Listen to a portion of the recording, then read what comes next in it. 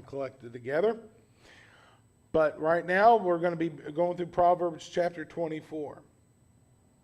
Verses 1 and 2. Be thou not envious against evil men, neither desire to be with them.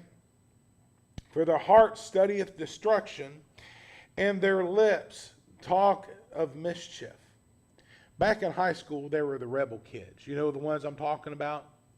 They're the ones who at our school, they'd go out back behind the school and smoke in a loading dock area. I don't know why the principal didn't know that they were back there or do anything about it. But they would go back there, and it's like they did whatever they wanted to do. It's like they lived their lives, and they had their own set of rules. They're always getting into trouble. And that never seemed like an appealing life to me, to be quite honest with you. I'm like, why are you getting in trouble? I don't like getting in trouble. But for a lot of folks, they looked at these people and they're like, wow, you just live your own life. You do your own thing. It must be so great to be living like that. And they envied it. Most of those kids are now either dead or in jail, to be quite honest with you. When if they didn't, their lives had to change, because that is a one-way street. And what this verse here is saying, don't be envious against the evil men. Don't look at somebody and say, man, it would be nice to be them, and unconstrained by morality and just do whatever you want to. Listen, there is a price to be paid for wickedness, and you will pay the price. And don't even be with them. It can kind of be cool sometimes to hang out with somebody who... When I was probably 5th grade, I was walking home from school, and I was getting picked on. And I was miserable. They were picking on me bad, and calling me names and pushing me, hitting me, and everything else. And I was walking past a friend of the family's, and he had me hang back, and he says, "They picking on you?" I said, "Yeah." He waited until they got up ahead, and he started pelting those kids. He's like 15 years older than I am. Pelting these kids with rocks. I thought that was the coolest thing in the world. If I was their parents, I probably wouldn't think it was very cool. But the point is that in a way, you want to hang around somebody it's kind of alluring. But it says their heart studies destruction, and their lips talk. The ETS ending, by the way, is the same as the S ending. Their heart studieth destruction. Their heart studies destruction. It's a present tense. They want what they're doing, that leads to nothing but destruction and to pain. Don't envy them. Don't want to be around them. They're in the queue. They're like standing in line to be destroyed. So why stand with them and get the same kind of punishment? That's what the verse is saying. Through wisdom a house is builded, and by understanding it is established. Verse 4, and by knowledge shall the chambers be filled with all precious and pleasant riches. It takes a knowledge to build a house. Now, this has 3 different meanings. Number 1, we're talking about a house as in a physical dwelling place. If you don't know what you're doing, you will mess things up pretty royally. I remember we were remodeling the Victory Baptist Church, and somebody thought it would be a good idea just to nail 3 2x12s together and use that as the rafters of the church. It didn't work. The roof just about fell down. They had to call a structural engineer and says, you can't do it this way. It takes knowledge to build a house. Now, when we say build a house, we number 1, we're talking about the physical place. We're also talking about building a family. We're also talking about building like a dynasty. You know, the thing is that when you build your family, and that's what you do, you have to build your family. You say, this is what we're going to be, a family who goes to church. We're going to be a family who does this, and we eat together, and we're a family that laughs together and does things together, and you make express purposes to do things as your family. When you're doing that, you're building up your house, and it takes wisdom, God's wisdom, to build your family right. If you don't build your family right, do you know what's going to happen? It won't, just like that roof, it's just going to collapse and fall down. I see these people, they're building their family, and they let their kids talk to them like they're dirt. They let their kids run over top of them, and they say, well, they're just kids. It's cute when they're 5. It's not so cute when they're 15, and it's miserable when they're 25. The fact of the matter is, it's kind of like somebody said that their kid's out in the yard, and they say, Airplane, airplanes. Isn't my kid smart? He says, if he was 5, yeah, but he's 20. That's not very, that's not very smart. The fact of the matter, but the thing is it takes wisdom to build a house.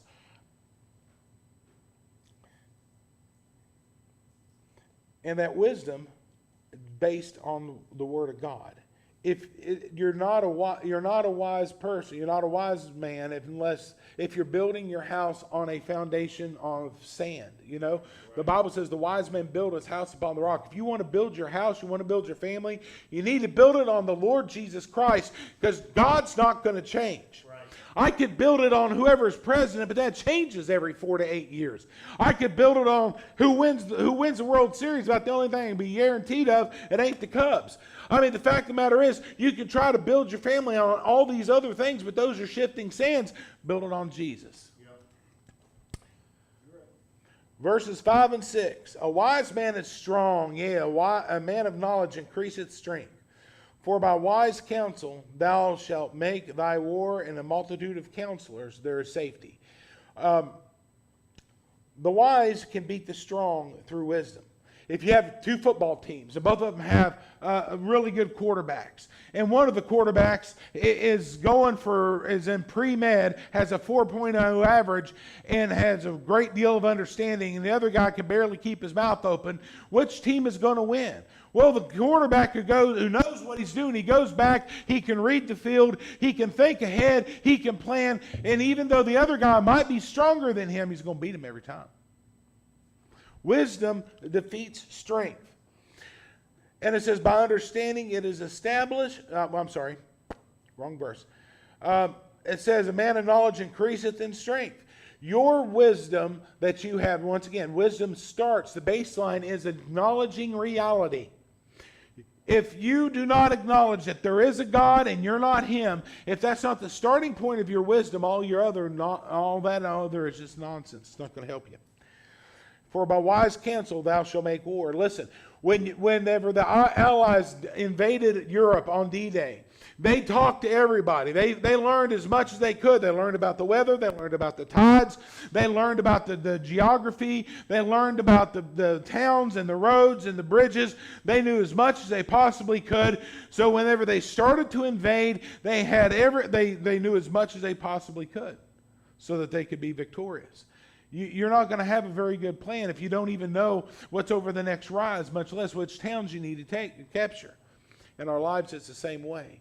It says here in the last of this verse, and this is what always echoes in my mind, in a multitude of counselors, there is safety.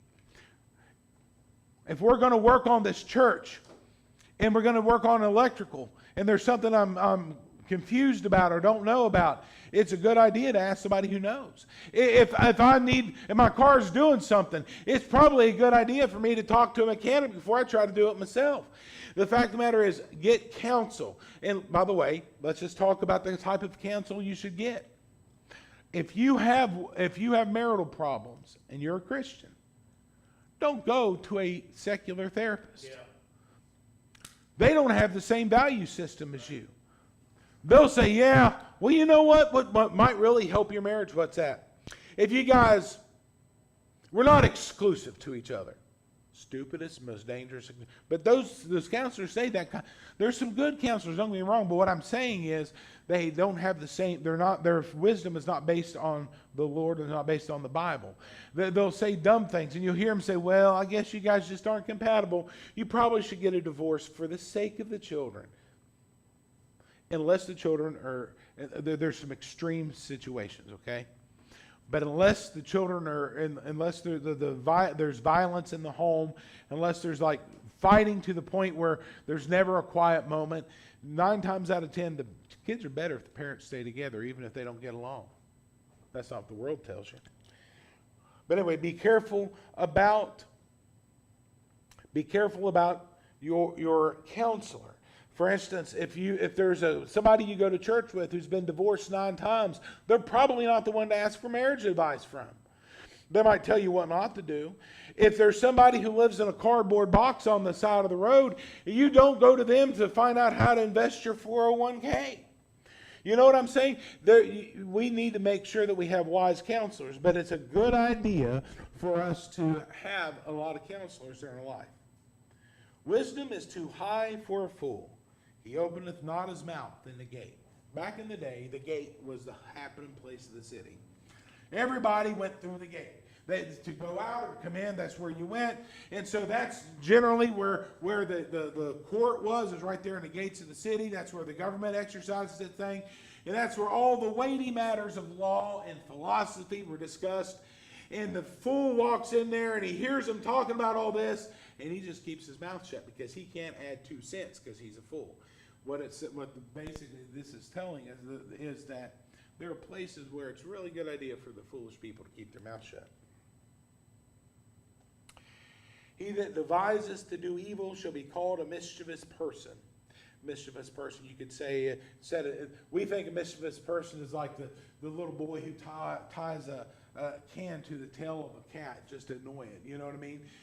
Somebody who does little bad, this is basically a wicked person. Planning to do evil. Do you realize that planning to do evil is just as wrong as doing the evil? What you think determines what you will do. Wrong desires lead to sin. So the wrongdoer starts out as a wrong thinker. And he starts to think about things. The Bible says, Jesus said, if you look after a woman with lust, you committed adultery in your heart. If you hate somebody, you've committed murder in your heart. The fact of the matter is, if you think it, eventually you're going to do it. If you're sitting and fantasizing about cheating on your wife, there's a good chance you probably are going to wind up doing it if you keep thinking about it all the time. By the way, nobody can see your thoughts. Only you know what's going on between your ears. And so there's a lot of folks whose thought life is completely wretched. It's horrible. But they walk around like they're walking in the shadow of the cross. Listen, you should live your life so that you can open up your brain for inspection to anybody and not be ashamed of it. The thought of the foolishness is sin, and the scorner is an abomination to men. Like planning of evil, the foolish thought is sin. The scorner is somebody who mocks the law of God. And the idea of an abomination is something that's repellent, abhorrent. We watched the movie Facing the Giants while we were eating dinner tonight. And in it, there's a smell in the house. And they don't know where the smell is coming from. And eventually they find the smell, and it's a dead rat that was in their air vent. And so the husband was, come here and look at it, honey. And then he goes, ah, and scares the snot out of her. And of course he thought it was funny, and I did too. But the point of it is, her reaction to that dead rat is how people react to these foolish people. It's abhorrent. That's what abhorrence is. It's like, it's something that's gross, it's terrifying, it's awful. If thou faint in the day of adversity, thy strength is small. Faint means to quit or to give up. This is talking about heart over strength. Every year there's talk about WVU, about how strong they are, how fast they are. Oh, this year they're going to do good. They never do. Sometimes it seems like they're going to do great, but you don't know what kind of team you got until they're in the game and they're playing, and you see. And you can tell when these guys get, and it's a third quarter, and they're tired, and they're wore out, and you just see it in their eyes that they quit. You know what I'm saying? It's not that yes, they're tired. Yes, the other team is a little bit faster. But you know what? They can play to that level if they don't quit. But sometimes they don't have the heart. And what this is saying is that we need to have a heart. There's been times in my marriage that it got hard, and I wanted to quit. I didn't want to work on it. The problem seemed too big. I didn't see any hope. But, I made a commitment, and it didn't. And see, the thing is, if you say, I'm never going to get divorced, your only other alternative is to work things out, even if you don't want to. So I didn't want to, and we worked things out, and we're better. You know what I'm saying? You don't quit. You don't give up. The folks, your talent can only take you so far. It is your desire to keep persevering. There's times in my Christian life things got difficult, but I did not quit. I did not lay down on God, and because of that, I was able to persevere through. This verse here is basically saying, have heart. It doesn't matter how strong you think you are. If you faint in the day of adversity, you're strong. You're not that strong.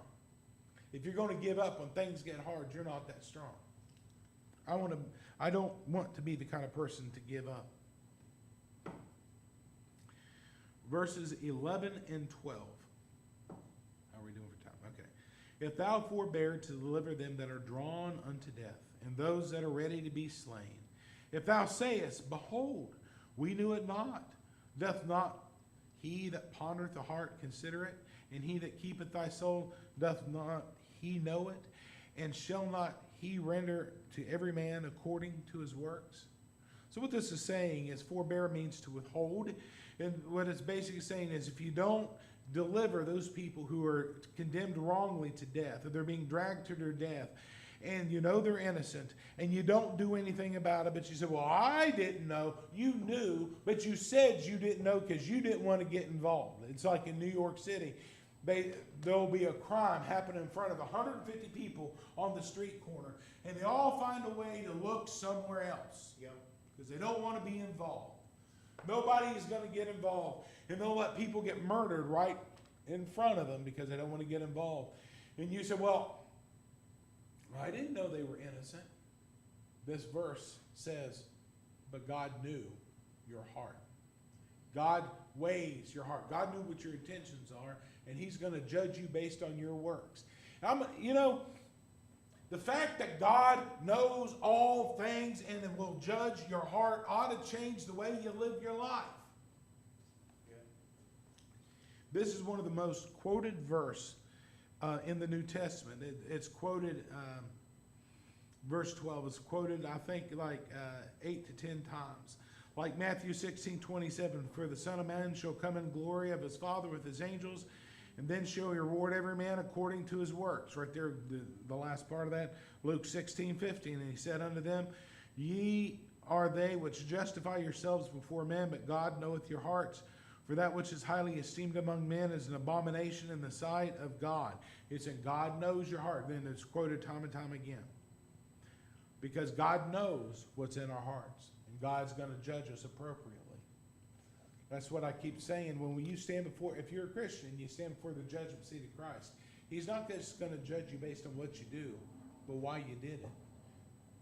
You led service. Great. You did it because you like people patting you on the back and say, great job, Dave, or great job, Chris, or whatever. Or you did this or you did that work for him, and it comes out, you did it for a selfish reason. There's not going to be a reward for that. You got your own reward. Right. God's going to judge your hearts. Verse 13 and 14. My son, eat thou honey, because it's good, and the honeycomb which is sweet to thy taste. Now, is this telling us to eat honey? Well, sort of. I like honey. Honey's pretty good. It's actually talking about something else. Verse 14. So shall the knowledge of wisdom be unto thy soul when thou hast found it. There shall be a reward, and thy expectation shall not be cut off. Do you know that honey is the only food that doesn't go bad? They found some 5,000-year-old honey in an Egyptian tomb. It was able to eat it. It don't go bad. It'll turn crystal, and you got to heat it up, and it'll turn back to regular honey. But the thing is, it doesn't go bad. And honey has got a lot of nutrients in it. They say that if you eat honey that's sourced locally and you have allergies, it cures your allergies. Because the bees eat all the pollen, and they make the honey out of the pollen, and it cures you from the allergies. I don't know if that's true. But it's saying just as eating honey and honeycomb, which in the ancient days is probably the sweetest and most pure form of energy that they could get, just like eating honey back then was something that was good. And so the second half of that verse there, knowledge of wisdom shall be unto thy soul. It's like eating honey. It's sweet. It sustains you. It provides you energy. The wisdom there, it's just as sweet. It's going to provide for you just as well. Verses 15 and 16. Lay not wait, O wicked man, against the dwelling of the righteous. Spoil not his resting place. For a just man falleth 7 times and rises up again, but the wicked shall fall into mischief. The bad actions of a wicked man are futile, is what it's saying. It says, don't come against the just man. Yeah, you might be able to win once or twice. It says, but the just man will fall and get back up, and fall and get back up. But the wicked, when they fall, they don't get back up. By the way, I just want to point out, you know what the difference is?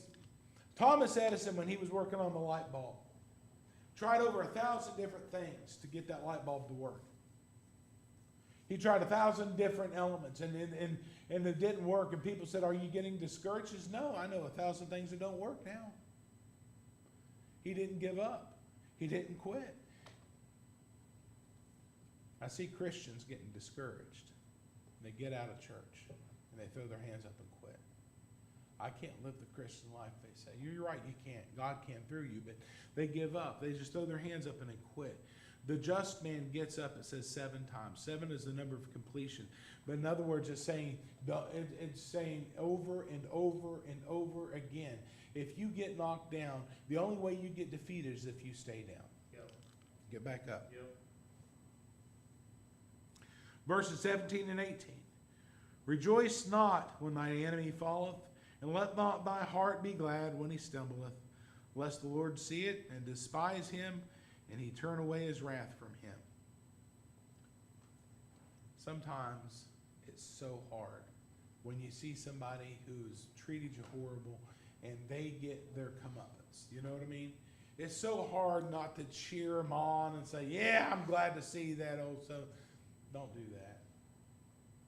The Bible says to love and pray for our enemies. And when they fall, we should pray for them too.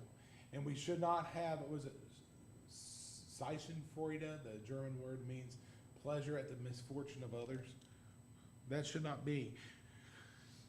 If we're happy when our enemies fail, if we enjoy their pain, God's going to be discouraged with us. And you know what? God just might help them out more than he would otherwise. So if you really want to hurt your enemy, like the Bible says, if your enemy's hungry, give him food. If he's thirsty, give him something to drink. You heap coals of fire on their head. The Bible clearly tells us we should not seek get pleasure from the downfall of our enemies. Verses 19 and 20. Fret not thyself because of evil men, neither be thou envious of the wicked. For there shall be no reward for the evil man. The candle of the wicked shall be put out. Fretting is worry with anger.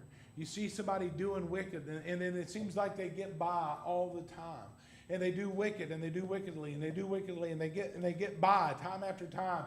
And you look at it, and you get frustrated, and you're like, "Why I'm living my life righteously? I'm living my life morally. Why are they getting away from it?" Don't worry yourself about it. Don't fret yourself about it. Neither be thou envious. Another thing is, I wish I could get away with things. You ever hear somebody say, "I wish I could get away with it like so-and-so"? No, you don't.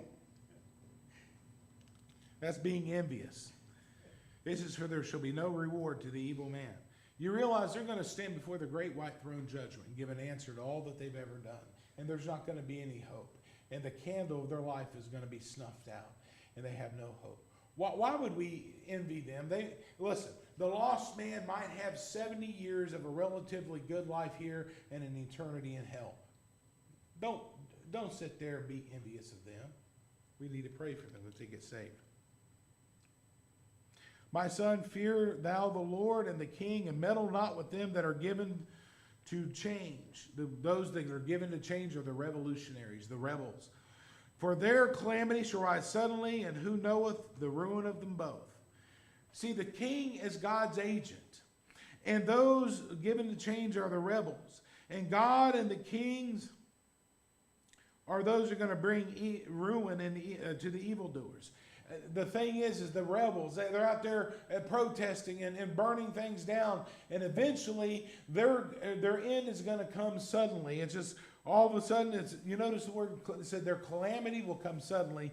There's not going to be any remedy. They think that it's not going to gradually creep up on them. It's just going to blow up in their face. In other words, don't stick your nose in other people's business. The king and God are going to take care of it. You don't need to worry about it. verses 23 to 26. These things also belong to the wise. It is not good to have respect of persons in judgment. He that saith to the wicked, Thou art righteous, him shall the people curse. Nations shall abhor him. But him that rebuketh him shall be delight. And a good blessing shall come upon them. Every man should kiss the lips that giveth the right answer. What this is saying is there should not be any partiality in judgment. The idea is there's somebody who's wicked and done wrong, and the judge says, oh, you're fine, you're innocent, I'll let you go. That's not right. The Bible tells us that we should not give privilege to the rich. When it's in judgment, they get judged the same as if they're poor. We shouldn't give the poor benefit in judgment. We should treat them just as if they're rich. Everybody is equal before the law, and they get what they deserve. And this is not just in a court of law. This is in your family. You should not treat your children differently. You should not treat your employees differently. You should not treat whatever you're in charge of. You should not treat people differently because you like this guy and you don't like that guy. There should not be any partiality in judgment. Verse number 27. Prepare thy work without, make it fit for thyself in the field, and afterwards build thine house. Back in the day, folks lived in tents. And what it's saying is first thing you need to do is you need to establish a financial basis. You take care of your field first, where you got an income coming in, you got food coming in. And then once you've got that established, then go and build your house. A lot of young couples, they get married, the first thing they want to do is they want to go buy a house. They don't have stable jobs, they don't have enough income, but they've seen their parents living at this level, and they think, well, we need to live at that. Your parents didn't start here. They started way down here, and they built themselves up the first thing. So a lot of folks get into trouble because they jump directly into trying to buying a house. They don't establish themselves. They don't get things set up. Rebecca and I rented for years before we bought a house. I wish all that was establishing our financial basis first, but a lot of it was just stupidity. But the fact of the matter is, what this is saying is, it's a good idea to get your financial feet under you before you start working on the next step of your plan. Get yourself taken care of first before you start building the house. Be not a witness against thy neighbor without a cause. Deceive not with thy lips. Say not, I will do to him as he has done to me. I will render unto the man according to his works. You don't lie to get even with people. Do that which is right, regardless of what they did to you. Some people misunderstand what the golden rule is. This is do unto others as you would have them do unto you. It's not do unto others before they do unto you. That's not it either. It's not do unto others as they have done unto you. That's not what that is either. We treat people like we want to be treated. And we should not lie to people. We should not lie on people. We shouldn't try to get even with people. And basically, these verses are telling us that we need to be honest. When it comes to a Christian, if a Christian is being interrogated by the law, we should tell the truth. It should never be a lie. We should never try to collar the way that we're going to answer the question. We should just be honest. Now, if the cop pulls you over and is asking you questions, it might be a good idea not to say anything because there's a lot of people that the cops will ask you a bunch of questions and you wind up getting arrested for something you didn't do. I mean, that does happen, but it's the difference between refusing to answer a question and lying about things. Verses number 30 through 34. This is Solomon. He said, went by the field of the slothful, and by the vineyard of the man void of understanding. So this slothful person, the lazy man, those who don't understand things. He says, and lo, it was grown over with thorns and nettles, had covered the face thereof, and the stone wall thereof was broken down. That wall protected that vineyard from the animals. It would keep the smaller animals out that would eat up all the grapes. It would keep the foxes out. And when you got a vineyard, you would go and you would plow the ground, you'd plant your grapevines, and then you had to go out and you had to weed it. And you had to take you had to go out and get the weeds and the thorns out. If the wall started to get knocked down, you had to go up and fix it again so the animals would stay out, so you would have something to sell in the time of harvest. But the lazy man, what they'll do is they'll allow the situation, they won't take care of the small things. They won't take care of the small things, and the small things not taken care of over a period of time will turn into really big things. If you don't fix the gutters on your house will rot down around you. If you don't take care of a water leak, your water leak will cause the house to tear up around you. And what this is saying is that the lazy man, the slothful man, the person void of understanding, allowed they had a perfectly good vineyard, and instead of taking care of it and doing the maintenance on it, they got lazy. And they said, oh, I don't want to do it. And because of that, the things got overran with weeds, and it was unable to produce anything. Verse 32, then I saw and considered it well. I looked upon it and received instruction. Just by looking at this guy's property, he said, I understand now. Yet a little sleep, a little slumber, a little folding of the hands to sleep, so shall thy poverty come at you as one that travaileth, and one as an armed man. The end result of laziness is poverty. Do you realize that? The end result of laziness is the things that you have being taken from you. The end result, if you take somebody who's lazy and you give them a brand new house, and they have the ability and the money to take care of that house, and they don't, in a few short years, that house wouldn't be worth anything. I'm not saying any names, because we are being streamed right now. But I know of a circumstance that was in my family where a family member was given a trailer. The trailer was in good condition when it was given. Nothing was ever done as upkeep of that trailer. And eventually, it got so bad that nobody could live into the trailer. If they would have kept up on the maintenance, it would have been fine. But they didn't. Because of that, it remained uninhabitable to the point where the only thing they could do is take the metal off of the building. There's nothing left of it. You know what I'm saying? The fact is, poverty will come with apathy and laziness. We need to fight against that. All right, that's Proverbs chapter number 24.